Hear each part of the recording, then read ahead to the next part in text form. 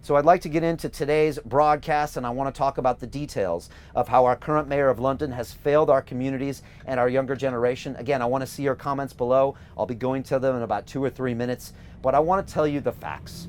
When the mayor was elected in 2016, he pledged, and I say, and this is a quote, he pledged to, quote, invest in and protect youth services in London right now. And that's exactly what he said. He promised that he would make London safer, but instead, the mayor has massively cut spending.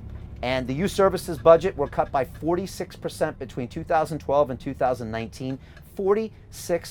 And an even larger funding cut is being expected in 2020 and 2021. He also closed our youth centers. Since 2011, London has lost at least 100 youth centers.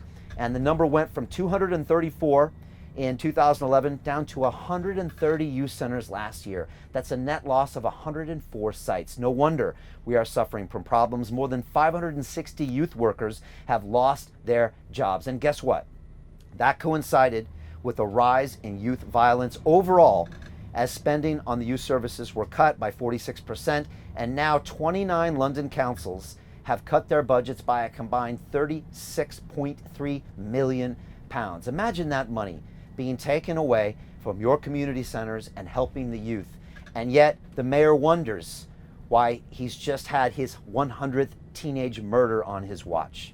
And guess what? There's more projected cuts to come. And this just shows this serial failure by our current mayor, because this is what I believe. I believe the current mayor doesn't care about our communities. I believe the current mayor doesn't care about our children, and I believe the current mayor never intended to keep his promises. And I ask you this, how can we believe anything he says to us? And it's our future, and we need to take ownership of it.